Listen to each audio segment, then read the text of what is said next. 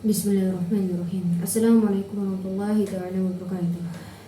Tahkurun Allah wa ta'ala jalla ahdarakum Allah ta'ala wa rahmatuhu wa nahaka rahmatuhu min ahwatikumullah. Assalatu wassalamu asyrafil anbiya wal mursalin wa alihi washabihi ajmain, amma ba'd. Puji syukur kehadirat Allah Subhanahu wa taala kita haturkan sebagaimana Allah Subhanahu wa taala telah memberikan kita kenikmatan kesehatan.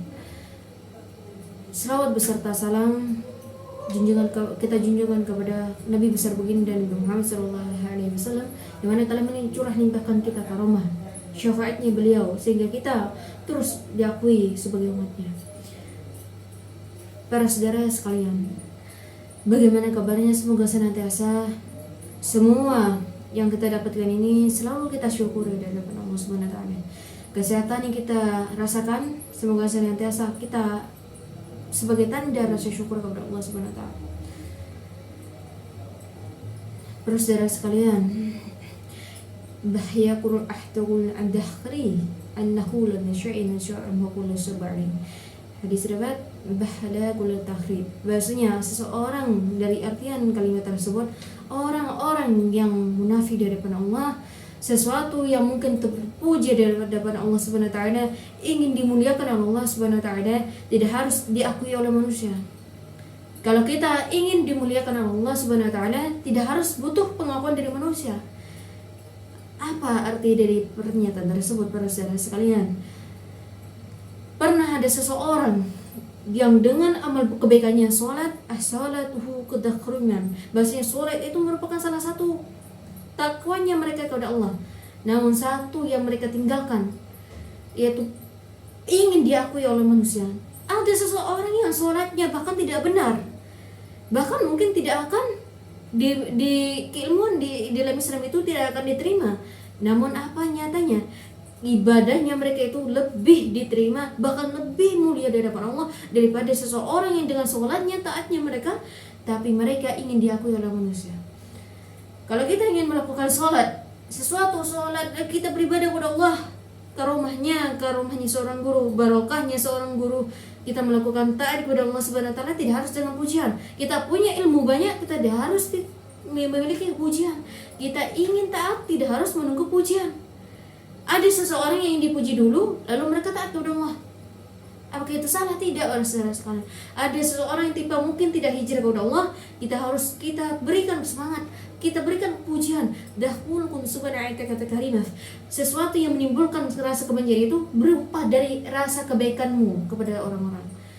Kalau kita kebaikan kita kepada Allah Subhanahu wa taala, kita selalu hitung, lalu bagaimana kenikmatan Allah yang kita berikan kepada kita semua. Nah, kebaikan kita, mengapa kita selalu terus berikan semangat pujian kepada orang-orang yang berhijrah kepada Allah?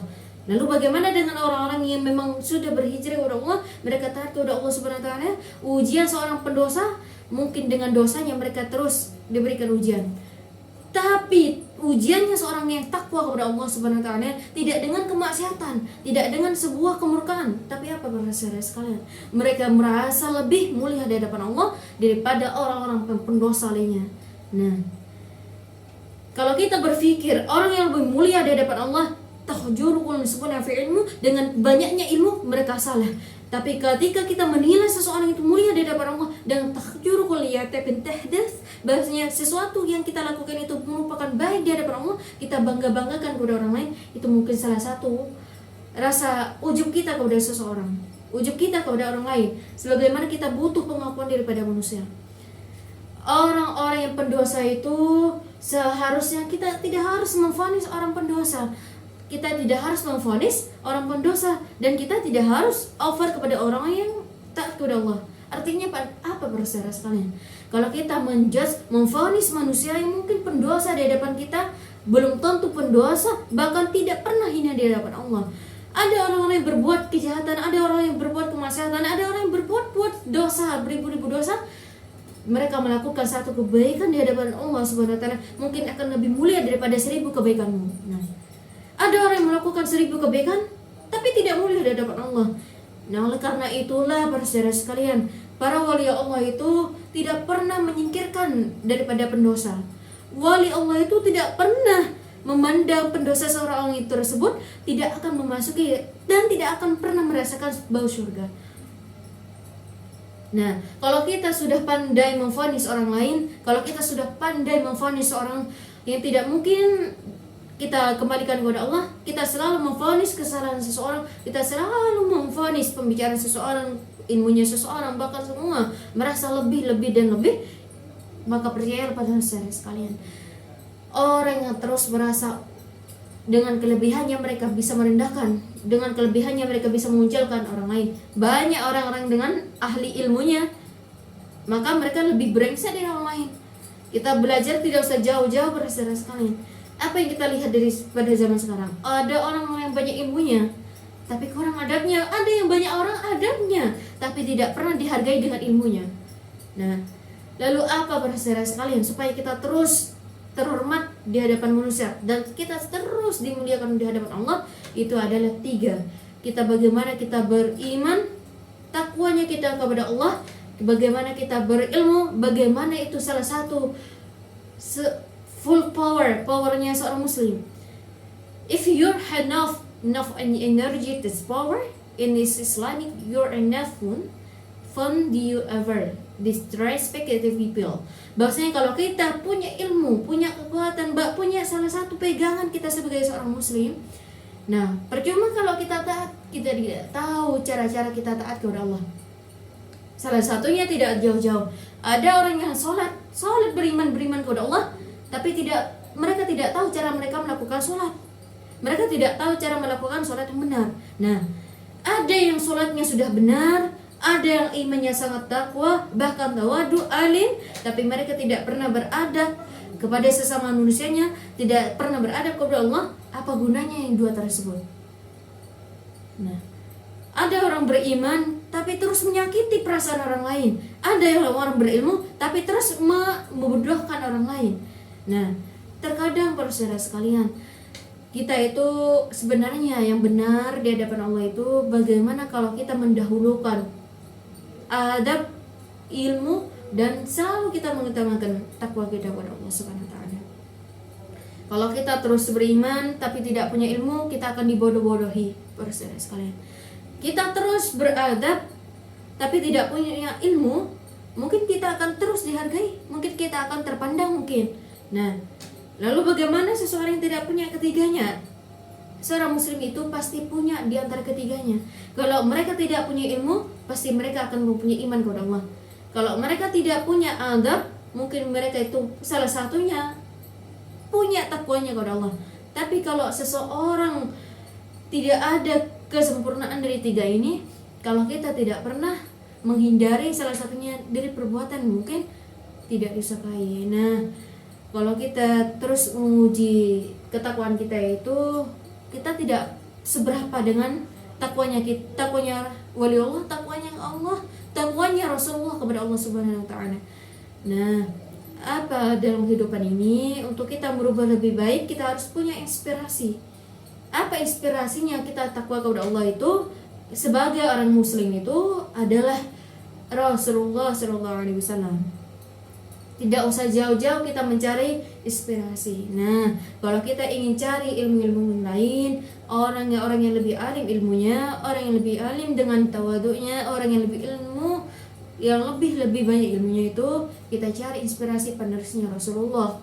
Nah, apa salah satunya di Indonesia tuh banyak para ulama yang mungkin alim, yang mungkin dengan adabnya itu sangat luar biasa, masya Allah. Dan begitulah kalau kita mencari inspirasi, mungkin itu akan kita lakukan. Oleh karenanya itu, mari kita terus memperbaiki. Tidak harus memvonis dari kekurangan seseorang. Kita sama-sama mempunyai kekurangan. Nah, kita sama-sama punya kelebihan. Kita juga pernah bertakwa, kita juga pernah murka di hadapan Allah, kita juga pernah melakukan dosa kepada Allah Subhanahu wa taala. Lantas amal apa yang kita banggakan? Kalau selagi kita hidup itu pasti akan melakukan dosa. Lalu amal apa yang kita banggakan, para saudara sekalian? Amal sholatmu belum tentu kita diterima di hadapan Allah. Amal perbuatanmu atau apa, para saudara sekalian? Jadi harta apapun yang bersifat duniawi itu yang tidak kekal, ya mungkin terus kita perjuangkan, tidak apa-apa saudara-saudara sekalian. Kita mengejar dunia, tidak, Allah tidak pernah melarang hambanya itu untuk mengejar dunia. Nah, kalau kita ingin prosesnya sukses di hadapan Allah, proses yang sukses dunia dan akhirat itu, kita depankan akhirat. Nah, banyak orang yang salah itu mengedepankan dunianya daripada akhiratnya. Ada orang-orang yang mungkin taat kepada Allah, mereka terus bertakwa kepada Allah Subhanahu wa taala, dunianya itu akan terus mengikuti mereka. Ada orang yang terus mengejar dunianya, mereka dapat apa yang mereka inginkan, tapi mereka hilang arah. Nah, jadi Allah itu adil, Allah itu adil. Kalau kita terus mendekatkan kepada Allah, akan dipermudahkan segala urusan kita. Kalau kita terus mengeluh, mungkin Allah akan terus memberikan semua cobaan kepada kita semua. Di balik tangisan akan ada kebahagiaan, di balik kesusahan akan ada kesenangan, di balik kesusahan ada selalu kemudahan, dan itu semua terus ada di dalam kitab suci Al-Quran. Maka dari itu kita saudara sekalian, tidak harus kita terus merasa sedih dengan apa yang kita rasakan, tidak harus kita terus merasa sedih dengan kekurangan kita. Sedihlah kalau kita tidak pernah beriman dan takwa kepada Allah Subhanahu wa taala.